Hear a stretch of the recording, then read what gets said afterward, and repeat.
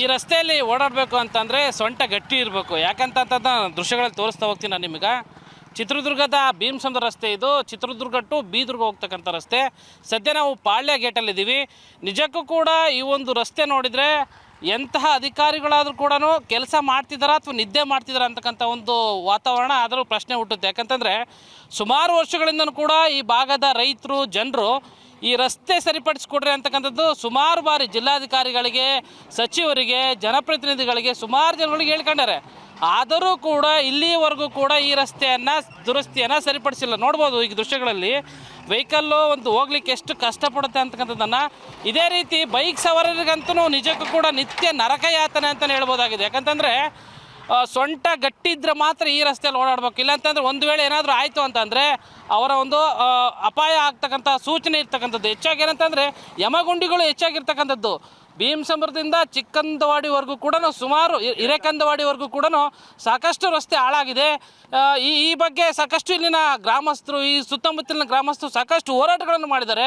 ಆದರೂ ಕೂಡ ಅಧಿಕಾರಿಗಳು ಒಂದು ರೀತಿ ದಪ್ಪ ಚರ್ಮದ ರೀತಿ ವರ್ತನೆ ಮಾಡ್ತಕ್ಕಂಥದ್ದು ನಿಜಕ್ಕೂ ಕೂಡ ಇಲ್ಲಿನ ಜನರ ಆಕ್ರೋಶಕ್ಕೆ ಕಾರಣ ಆಗಿದೆ. ನೇರವಾಗಿ ನಾನು ಜನರನ್ನು ಕೇಳ್ತಾ ಹೋಗ್ತೀನಿ. ಸರ್, ಇದು ಎಷ್ಟು ವರ್ಷಗಳ ಸಮಸ್ಯೆ ಸರ್ ರಸ್ತೆದು? ಸರ್, ಇದು ಒಂದು ಸುಮಾರು 15 ವರ್ಷದಿಂದ ಸಮಸ್ಯೆ ಇದೆ. ಯಾರನ್ನು ಕಿವಿಗಕ್ಕಂತಿಲ್ಲ. ನಾವು ರೈತ ಸಂಘದಿಂದನೂ ಮನವಿ ಕೊಟ್ವಿ. ನಮ್ಮ ಯುವಕರು, ವಯೋವೃದ್ಧರು ಎಲ್ಲರನ್ನೂ ಕರ್ಕೊಂಡು ಹೋದ್ವಿ. ಕಿವಿಗಕ್ಕಂತಿಲ್ಲ. ಪ್ರತಿದಿನ 4-5 ಜನ ಬಿದ್ದು ಕೈ ಕಾಲು ಮುರ್ಕೊಂತಿದ್ದಾರೆ. ಅದನ್ನು ಕೇಳಕ್ಕೆ ಹೋದ್ರೆ ಅವ್ರು ಯಾರೂ ಉತ್ತರ ಕೊಡ್ತಾ ಇಲ್ಲ. ನಾವು ಜಿಲ್ಲಾಧಿಕಾರಿಗಳ ಹತ್ರ 11ನೇ ಸರಿ ಮನವಿ ಕೊಟ್ಟಿದ್ದೀವಿ. ತಹಶೀಲ್ದಾರ್ಗೆ 5 ಸರಿ ಕೊಟ್ಟಿದ್ದೀವಿ. ಇದಕ್ಕೆ ಸಂಬಂಧಪಟ್ಟವ್ರು PWD ಕೊಟ್ಟಿದ್ದೀವಿ. ಯಾರು ಗಮನಕ್ಕೆ ತಗೊಂತಿಲ್ಲ. ಇಲ್ಲಿ ಬಿದ್ದು ಸಾಯ್ಬೋದು. ಮುಂದಾಳತ್ವ ಏನಾರು ಮಾಡಿದರೆ ಅಥವಾ ನಾವು ಏನೋ ಸ್ಟ್ರೈಕ್ ಮಾಡ್ತೀವಿ ಅಂದರೆ ನಿಮ್ಮ ಮೇಲೆ ಕೇಸ್ ಹಾಕ್ತೀವಿ. ಇದು ಸ್ಟೇಟ್ ಹೈವೇ. ಒಂದು ಲೋಡಿಗೆ ನೀವು 3800 ರಂಗೆ ನೀವು 100 ಲಾರಿ ನಿಲ್ಸಿದ್ರೆ ಅದನ್ನ ಪೆನಾಲ್ಟಿ ನೀವು ಕಟ್ಟಬೇಕು. ಈ ರಸ್ತೆ ಹಿಂಗೆ ಹಾಳಾಗಲಿಕ್ಕೆ ಪ್ರಮುಖ ಕಾರಣ ಏನು ಸರ್? ಪ್ರಮುಖ ಹೆವಿ ಟನ್ನೇಜ್ ಸರ್. ಇದು ಮೈನ್ಸ್ ಲಾರಿಗಳು 35-40 ಟನ್ ಹಾಕ್ಯಂಡು ಹೋಗ್ತಾರೆ.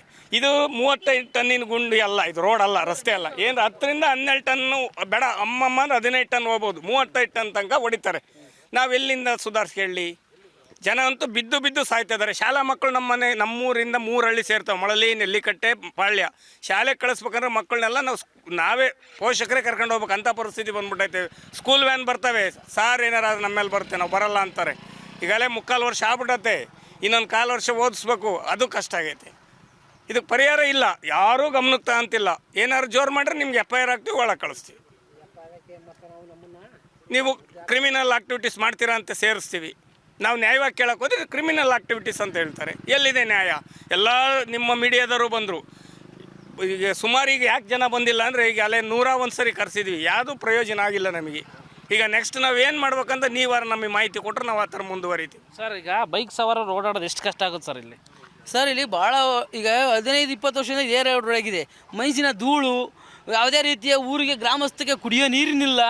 ಒಂದು ಆಂಬ್ಯುಲೆನ್ಸ್ಗಳು ಸರಿಯಾಗಿ ಬರ್ತಾಯಿಲ್ಲ. ಅವರು ಇಷ್ಟು ಸಹ ಕಳಿಸಿದ್ರು, ಈಗ ಈ ರೋಡ್ಗಳಿಗೆ ಅವರೂ ಬರ್ತಿಲ್ಲ. ಅದೇ ರೀತಿ ಸ್ಕೂಲ್ ಶಾಲಾ ಆಫೀಸರ್ಸ್ಗಳಾಗಲಿ ಹೋಗ್ಬೇಕು ಅಂದರೆ ಅಲ್ಲಿ ಅರ್ಧ ಗಂಟೆ ಮುಂಚಿತವಾಗಿ ಬಿಟ್ಟರೆ ಮಾತ್ರ ಆ ಸ್ಕೂಲ್ ಟೈಮಿಗೆ ಹೋಗಿ ತಲುಪೋಕ್ಕಾಗುತ್ತೆ. ಅದೇ ರೀತಿ ಆಂಬ್ಯುಲೆನ್ಸ್ಗಳು ಬರೋಲ್ಲ. ಸ್ಕೂಲ್ ಬಸ್ಸು ಇಲ್ಲಿಂದ 25-30 ಬಸ್ಸು ಚಿತ್ರದುರ್ಗ, ಭೀಮಸಮುದ್ರ, ಬೊಮ್ಮೇನಹಳ್ಳಿ, ಹಿರೇಗುಂಟೂರು, ಸಿದ್ದಾಪುರ ಇಷ್ಟೆಲ್ಲ ಸ್ಕೂಲ್ಗಳು ಬಸ್ಗಳು ಬರ್ತವೆ. ಆ ಮಕ್ಕಳಿಗೆ ಜೀವದ ಬಗ್ಗೆ ನಾವು ಒಂದು ಮಕ್ಕಳಿಗೆ ₹1 ಕೊಡೋಕ್ಕೂ ಯೋಚನೆ ಮಾಡ್ತೀವಿ. ಅಂಥ ಮಕ್ಕಳುಗಳು ಏನಾರು ಆಗಿ ಸತ್ತ ಅಂದರೆ ಅವ್ರು ಏನು ಮೈಸೂರು ಕೊಡ್ತಾರೆ? ಅದನ್ನು ನಾವು ಕೇಳ್ತಿರೋದು 60 ಕಿಲೋಮೀಟ್ರ್ ಮಾಡಿರಿ ಅಂತ ಕೇಳ್ತಿಲ್ಲ. ನಾವು ಕೇವಲ 6-8 ಕಿಲೋಮೀಟರ್ ಮಾಡಿರಿ ಅಂತ. ಇದೇ ರೀತಿ ಏನು ಮಾಡ್ತಿಲ್ಲ. ಯಾಕೆ DC ಕಾಣ್ತಿಲ್ವಾ? ಒಬ್ಬ MLA ಕಾಣ್ತಿಲ್ವಾ? MP ಕಾಣ್ತಿಲ್ವಾ? ಅಂಥ ಪರಿಸ್ಥಿತಿ ಬಂದಿದೆ ಸರ್. ಈಗ ಇಷ್ಟೆಲ್ಲ ಹೇಳಿದ್ರು ಕೂಡ ಅಧಿಕಾರಿಗಳು ಕ್ಯಾರೆ ಅಂತಿಲ್ಲ, ದಪ್ಪ ಚರ್ಮದ ರೀತಿ ಕುತ್ಕೊಂಡಾರೆ. ಅಂಥವ್ರಿಗೆ ಏನು ಹೇಳ್ತೀರಾ? ಏನಿಲ್ಲ ಸತ್ಯಾಗ್ರಹ ಮಾಡಲೇಬೇಕು. 1 ವರ್ಷ ಆಗಲಿ 6 ತಿಂಗಳಾಗಲಿ ಆ DC ಅವ್ರನ್ನ ನಡೆಸ್ಕೊಂಡೇ ಬರ್ಬೇಕು. ನಾವು ಅಲ್ಲಿಂದ ಭೀಮಸಂದ್ರದಿಂದ ಎಲ್ಲಿ ಕಡಿಮೆವರೆಗೂ ಮೈಸೂರಿನವರೆಗೂ ನಡೆಸ್ಕೊಂಬರೋ ತನಕ ನಾವು ಬಿಡಲ್ಲ. 25ನೇ ತಾರೀಕು ಪಕ್ಕ ಏನೋ DC ಅವ್ರನ್ನ ಕರೆಸೋದು.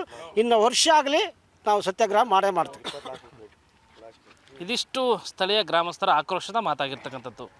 ಕಿರಣ್ ಎಲ್ ತೊಡರ್ನಾಳ್, ಏಷ್ಯಾನೆಟ್ ಸುವರ್ಣ ನ್ಯೂಸ್, ಚಿತ್ರದುರ್ಗ.